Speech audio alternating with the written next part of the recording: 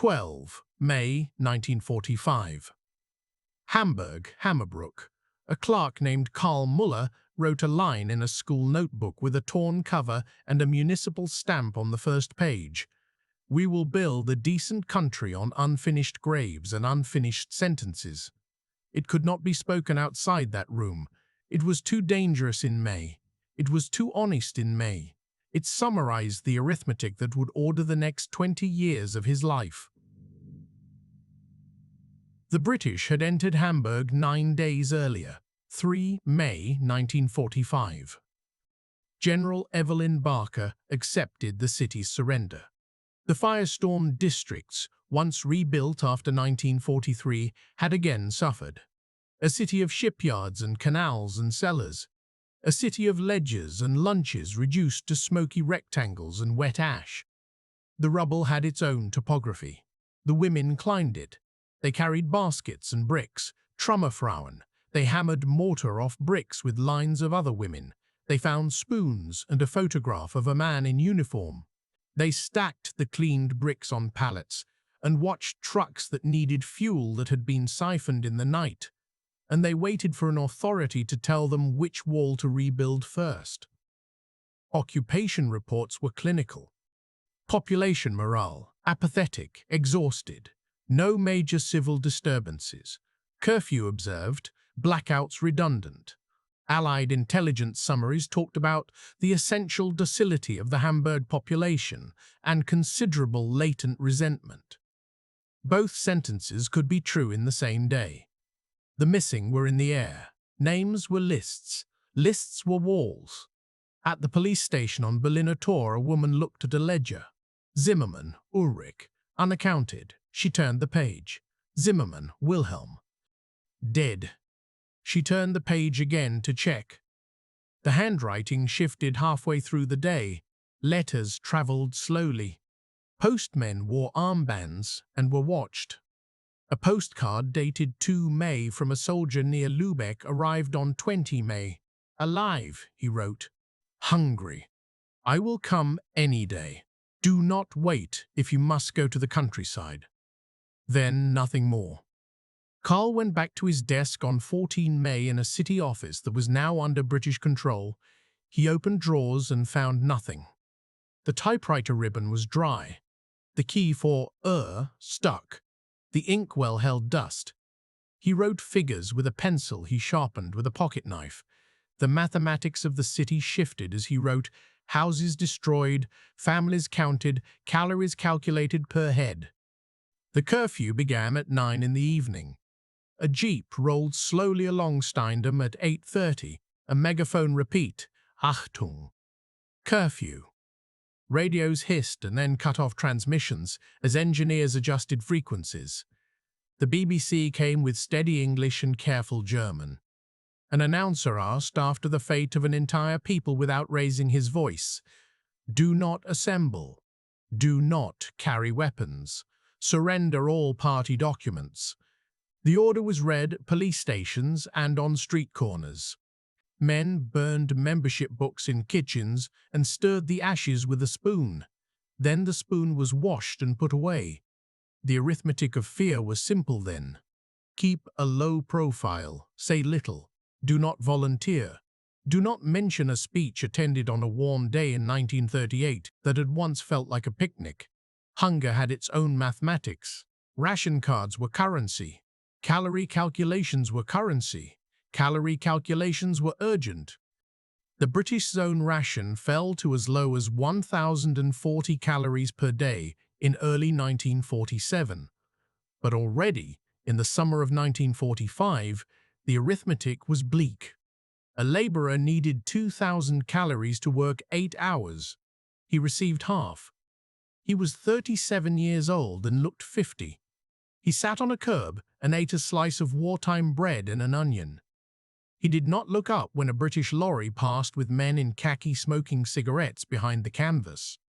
Cigarettes became currency because they held steady shape and value where paper did not. One lucky strike was worth an egg, 3 for a loaf, a packet for a bicycle tire, a carton for a coat.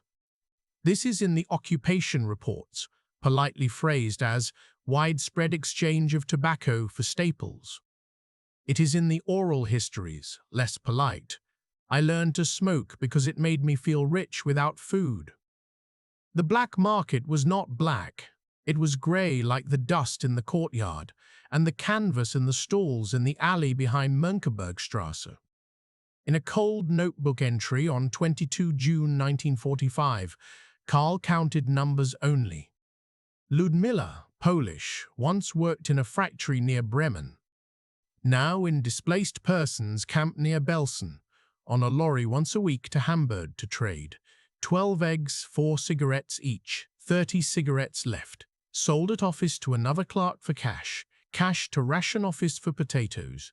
He wrote it and stopped. He was ashamed of the chain. He was grateful for the potatoes. He was an honest man recording dishonest arithmetic. Denazification arrived in envelopes, Fragebögen, questionnaires, depending on the zone, 31 questions or fewer. The British used their own forms and their own rules, sometimes stricter, often less elaborate than the Americans. But everywhere German biographies were turned into checklists. Name, date of birth, party membership, date of joining, positions held, organizations, SA, SS, NSKK, NS Frauenschaft, DAF, NSV, donations made, offices held, publications printed, lectures given, students supervised, teachers saluted, pension due, pension denied. The system needed honesty and received narratives. The denazification files show this. In the US zone, Spruchkammer hearings opened, quasi-courts that handed out democracy with stamps and string. Categories were invented to give shape to enormous grey, Hauptschuldig, belastet, mischlaftete, mischlafte, entlastet, major offenders, offenders, lesser offenders, followers, exonerated, followers, exonerated. The mathematics of guilt was new. It had columns and totals. It had too many people and not enough cells. The British zone had lists and panels, less drama than the Spruchkammer, but the same essential problem. The law met the winter. The winter always won. Karl watched colleagues rewrite themselves with small moves of a pen. A senior clerk remembered never being a member of the party because his name was in the book of subscribers to the winter charity, not the DAF. A policeman claimed that he joined the SA only to maintain order and to prevent worse things from happening. A teacher wrote that he had been required to teach a new history, but that he had always smuggled Schiller and Goethe into the board with chalk. He underlined Goethe twice. It helped. The occupation authorities understood and colluded. Allied intelligence summaries in the British zone acknowledged the practical necessity of retaining technically competent persons. A municipal water engineer who had joined the party in 1937 to keep his job kept his job again in 1946. Earthenware pipes cracked in a dry canal. Trümmerfrauen could not patch water mains. A major offender, according to the letter, became a problem of physics and sewage in practice. The mathematics of guilt ran into the engineering of winter. An Allied report from early 1946 calculated that 90% of administrative posts in the British zone were temporarily filled by persons who had some connection, however minor, with the former party. The word temporarily did most of the moral work. Temporary lasted for years. Hearings were held. A German panel shuffled through files. A British captain sat in the back and smoked. A clerk named Karl, though not under Spruchkammer jurisdiction exactly, watched the American process across a boundary and read copies of the verdicts sent to the Hamburg archives for information and alignment. He saw a case in Hesse. A bank manager who had arranged loans for party projects, Category 2 at first, belastete, an appeal. Letters arrived, father of 3, never an anti-Semite, protected a Jewish neighbor. The neighbor's cousin wrote a reluctant letter. His hand shook. He did not absolve. He mentioned that the manager had once looked the other way. The panel moved the manager down to minder belastete. A fine was levied. He paid. He returned to an office with a different title.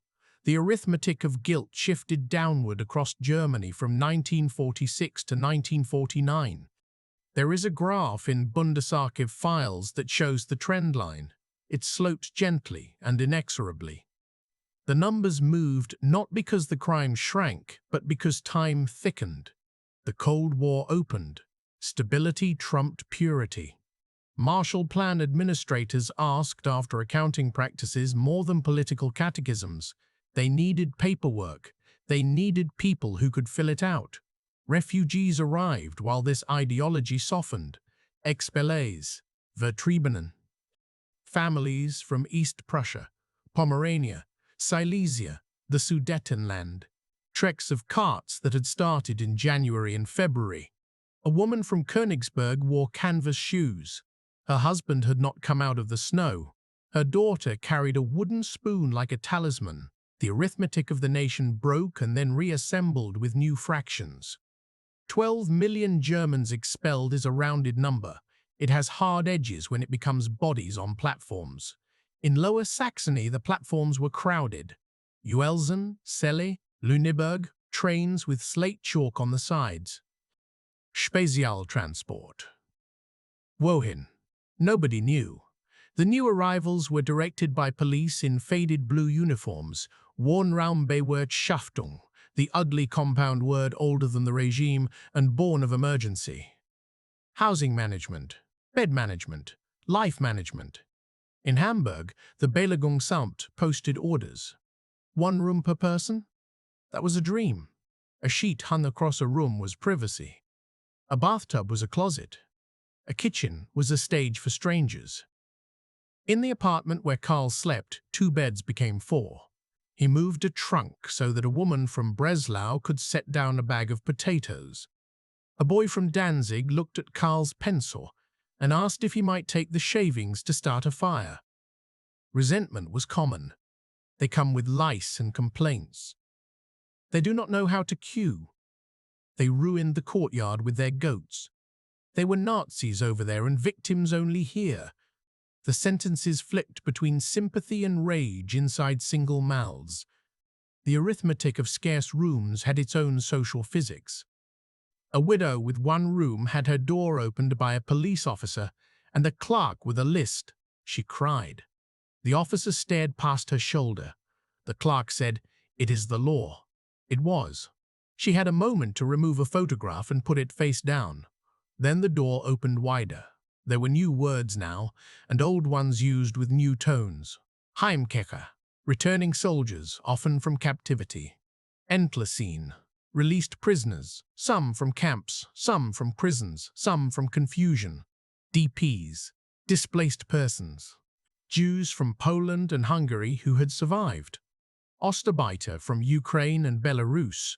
Forced laborers who had worked in factories in Hanover and plants in Harburg. They lived in camps that were not prisons and not homes. Bergen-Belsen became a DP camp under the British. The sign at the entrance was different. The fences remained. Inside, a violin played. Inside, a baby was born and named for a dead city. Inside, a man lit a cigarette and watched smoke curl and imagined that it was his past. He traded some cigarettes for flour. He baked challah on a Thursday. He bent to taste it, and he cried. Hamburgers drove past the DP camp in lorries that had freight to deliver to a depot. They saw thin men in uniforms not quite military. They saw women with numbers on their arms. They looked away and then looked back. Their faces were complicated. They were not sets of one expression. They were a sequence of 3 expressions. Recognition, shame, protection. The last expression protected the self from dissolving into the first 2. The rhetoric in public was cautious. German newspapers in 1946 were licensed by the British. They carried the words, "Never again." They also carried long features on the hunger winter. They told stories of Hamburg children going to the countryside for milk, their city lungs full of dust. They published letters from expellees describing the trek from Silesia and the loss of a toy in a ditch near Glogau. They rarely ran a photograph of a Jewish wedding in the DP camp down the road. In Carl's notebook on the 3rd of December 1946, he wrote, "I saw a woman today at the market who had a scar like a rope across her throat. She asked for onions. She paid with an American cigarette. The storekeeper took it like a relic. I thought, the currency of American tobacco and Jewish scars is the price we pay for meat now. This is a terrible thought. I will not say it aloud." The winter of 1946–1947 was a fact that arranged other facts. Coal froze in rivers. Frogs died in their mud. People took doors off hinges and burned them. The occupation logs record a drop in caloric intake and an increase in colds. The British tried to find potatoes with their ledgers and their ships. Some of the potatoes rotted in transit. Dock workers lost fingers to frost in the holds. The black market flourished. It had markets. It had times. It had rituals. A boy in St. Pauli learned to check a cigarette by pinching the end to see if it was too soft. A veal roast was a bundle that shifted weight as you walked. A policeman saw an exchange and raised his hand to stop it. He put his hand down. He had a child at home and had bought his child a shoe with similar means. By 1948, a new arithmetic emerged. 20. June 1948. Currency reform in the Western zones. Old paper lost its magic. The Deutsche Mark appeared. 40 marks per person at first. A Kopfgeld. Head money. People stood in line at schools and public. They had cardboard cards with stamps. A woman held a baby and a handbag. She counted on her fingers, although the number was 40 because the transformation was greater than the number. Shelves filled. The day after the reform, shops that had hidden goods in back rooms brought them out. Butter appeared. Socks appeared. Coffee wrapped in brown paper. Cigarettes kept their value but lost some glamour. The black market shrank. It did not disappear. It would be given a back room and an evening. The British noted the change with careful bureaucratic detail. Morale improvement noted. Street scenes livelier. Reported incidents of theft decreased by 12%. Allied officers sent photographs back to London, a butcher counter with actual meat, a line of women smiling with relief that looked like exhaustion with better lighting. Marshall Plan crates arrived at the docks. ERP, 4 letters on stenciled wood, tins of lard, boxes of dried eggs, ball bearings, chemical precursors. An old shipyard find use in new times. A crane that had rusted during the winter lowered a crate of machine parts and rose for another. It sang like metal that had been asleep. In offices and factories, new phrases were tried. Wirtschaftswunder would not be coined for some time yet, and when it was, it would be held with skepticism by people who remembered the winter and the ledgers. But the first signals flickered. A Volkswagen rolled through a wet street in Wolfsburg, leaving a reflection like a promise. A Siemens engineer wrote a memo. We can recommence production with minor adjustments. Minor was a moral term. Adjustments were major. Karl was assigned to the housing office in Hamburg, Mitte. His job was to measure rooms and make lists and match people to volumes of air. He carried a tape measure and a ledger that weighed more than bread. He learned how to look for damp at a floor join. He learned how to fold himself into a space when tempers rose. He learned that the thinnest walls were in rumor, not in plaster. He saw men return to desks. The office had names on doors both then and before. A man named Kruger had been a party block warden. He had a square head and a good memory for how many people lived where. He now served as a consultant to the Belagerungsamt because he knew the address system better than anyone.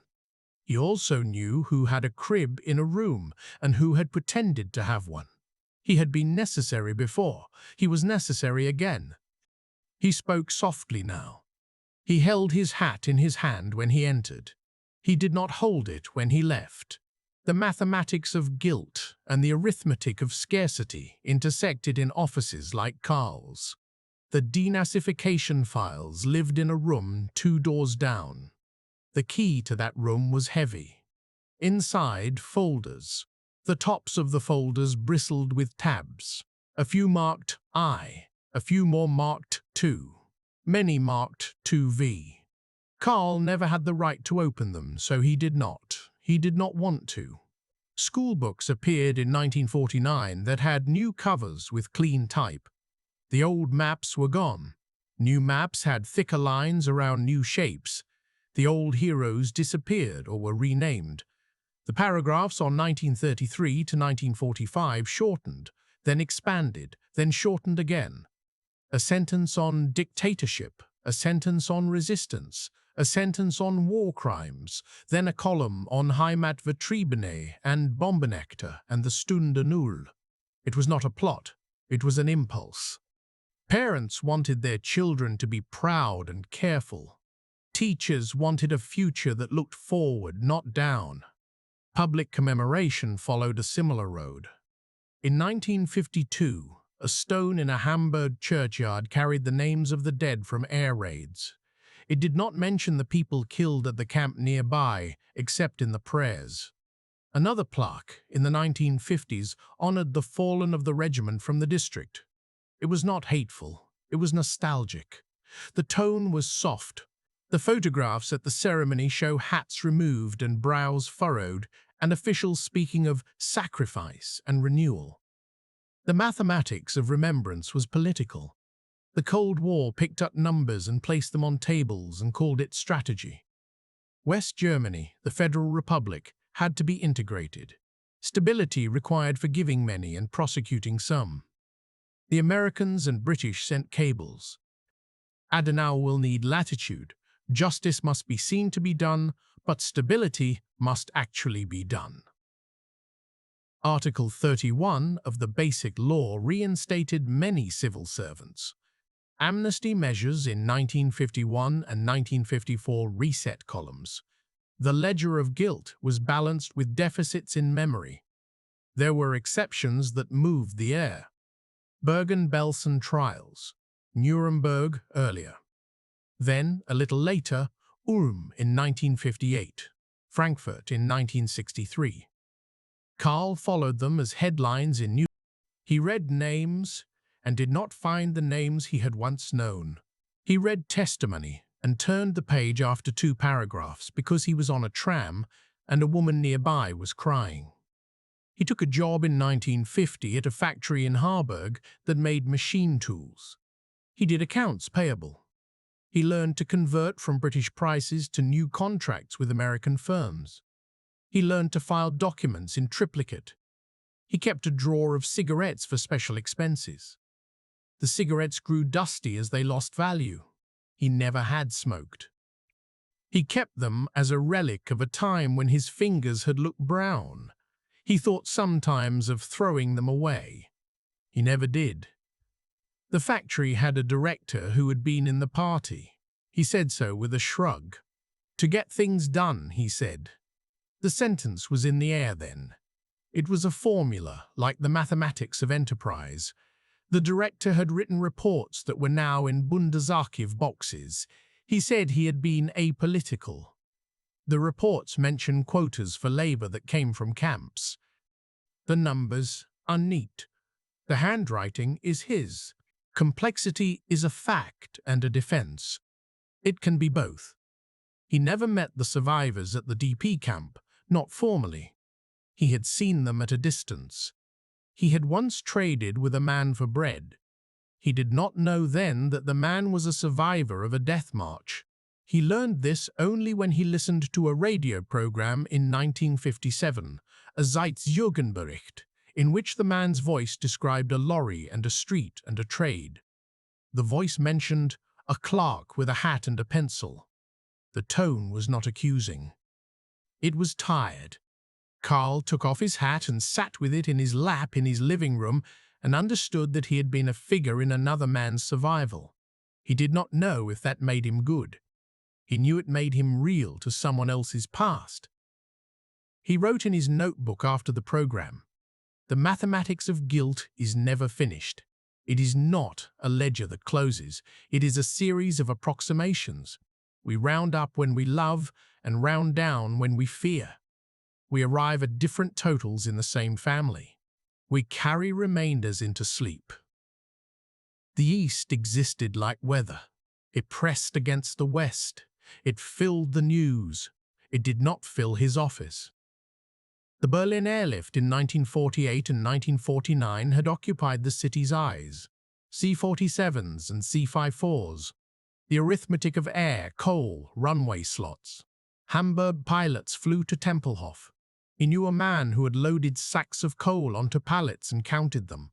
He felt pride then that was simple. It was a material pride. The West had moved things. Things had arrived. Children had eaten. He visited Berlin once in 1956. He walked near the Brandenburg Gate and looked at the other side without crossing. He wrote later, "Anti-fascism is the religion of the East. We have no religion now, we have a bank." He was not entirely fair. There were churches in the West. There were prayers. There were prayers. There was more than a bank.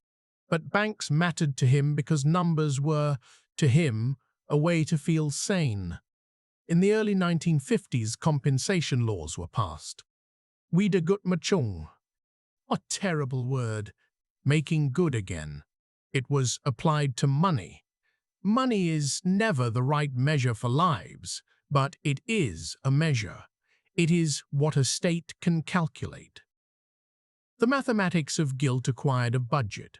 Survivors of camps filed claims. Forms were complicated. Proof was difficult.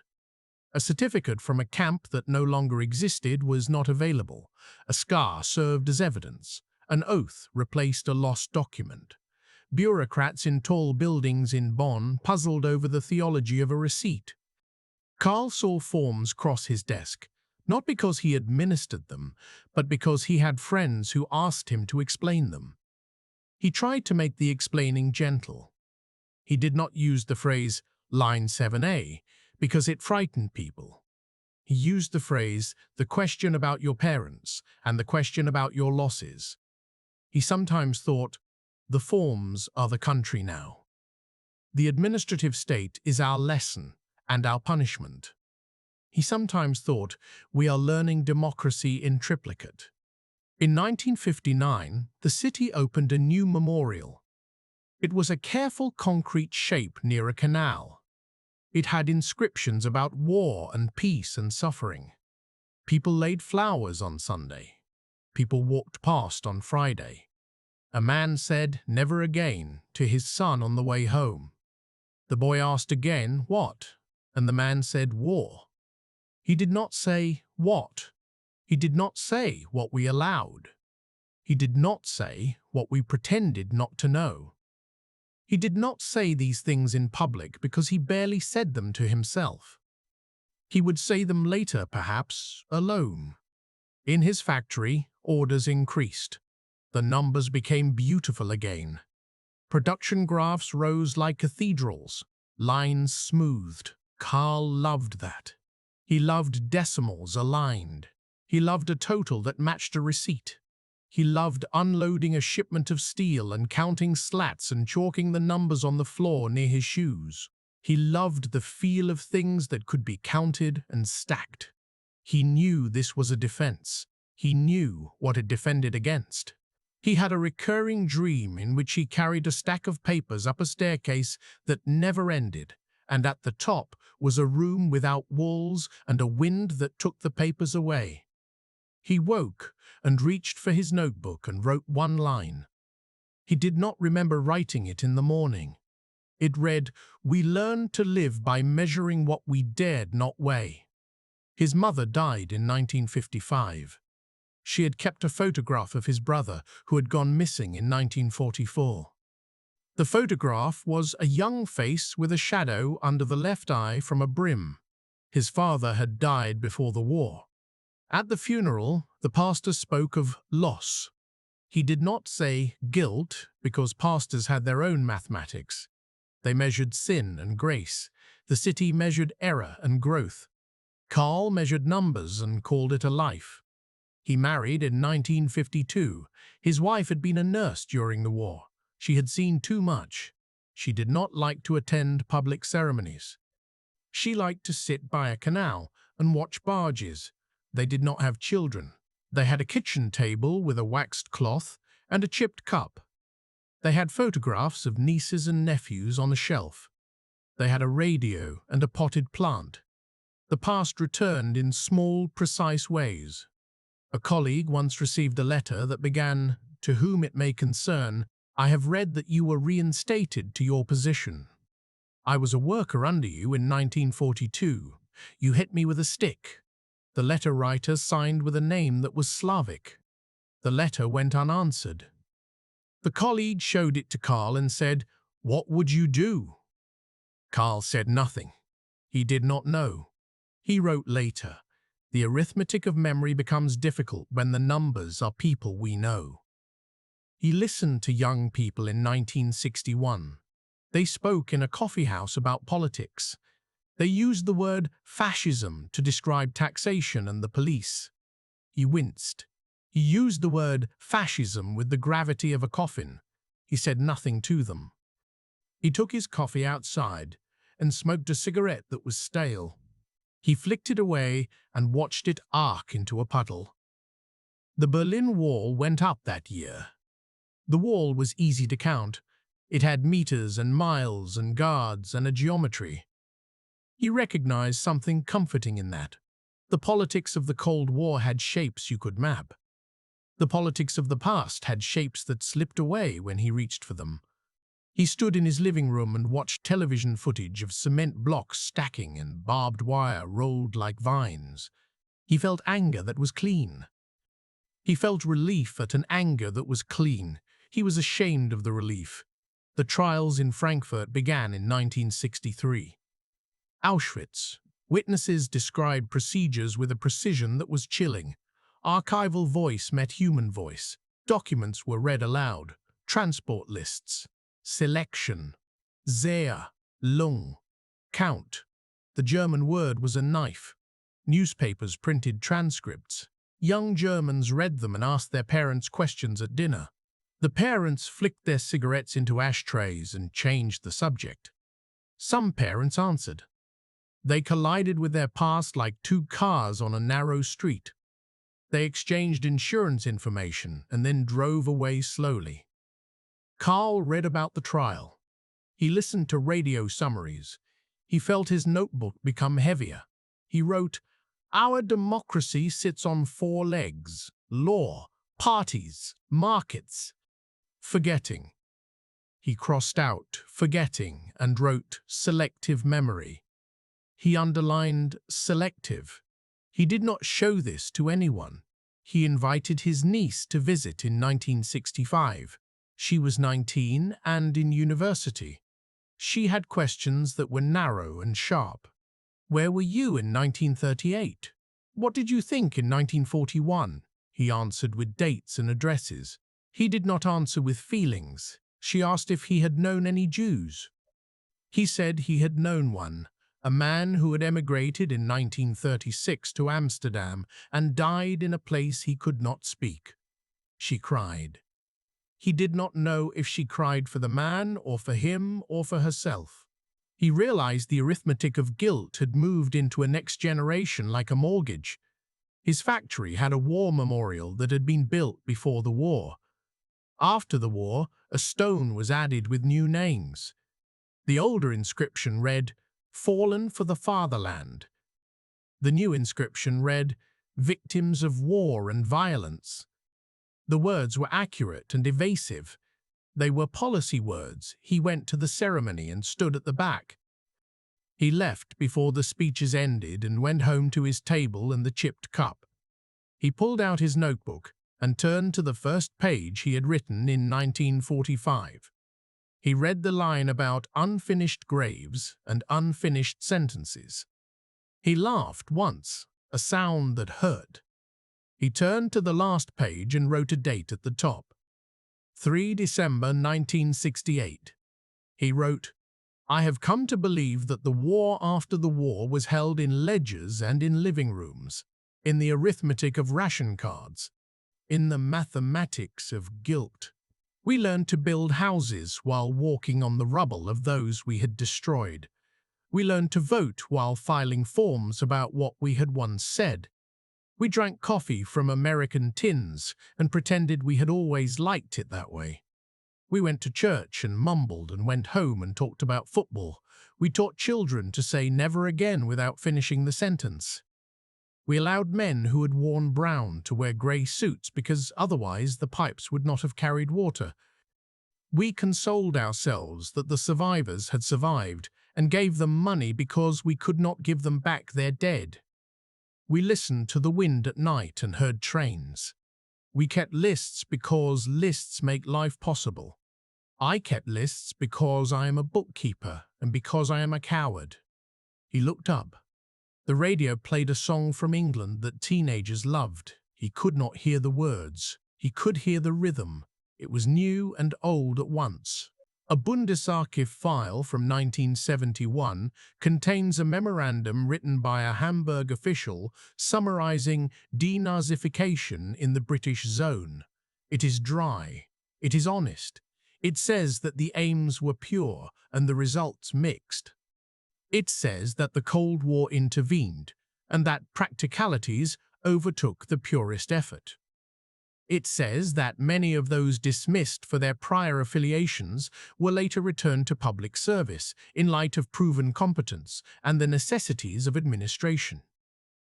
It says, in a sentence that could have been written by Carl with better grammar, that the internalization of democratic norms took place alongside the persistence of private silences. Oral histories recorded in Hamburg in the 1980s include one from a woman who was a Trümmerfrau. She says simply, "I lifted bricks, and I did not think about politics." Then she says, "I thought about my children." Then she says, "Later, I thought about politics." She smiles. She does not apologize for the order. The mathematics of hunger gave way to the mathematics of growth in West Germany by the mid-1950s. The arithmetic of scarcity softened. The calculus of the Cold War hardened. The equation of memory remained unsolved. Different households selected different variables. Different households carried different remainders. In 1970, Willy Brandt knelt in Warsaw. That image did more to change the numbers than any memorandum. It introduced a new exponent into a public formula, shame as policy. Carl saw the photograph in a newspaper. He cut it out and placed it in his notebook. He did not write after it. He could not improve the photograph with words. He retired from the factory in 1971. He was given a watch and a handshake. He cried in the office when he packed his drawer. He took the cigarettes left there and threw them away one by one into a bin in the courtyard. He thought, "I can afford to do this." He thought, "This is a ritual." He thought, "I should have done it earlier." He thought, "There is no earlier." The notebook was almost full. The last page had space for one more line. He waited.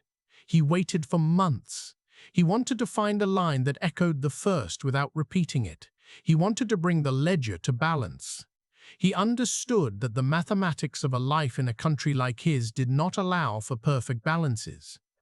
On 12 May 1975, exactly 30 years after his dangerous, honest note, he sat at his table and wrote, "We built as we buried, we voted as we forgot, we loved as we lied, and we lived. This is the sum on the front line that ran through our memories and our paperwork, not across a battlefield."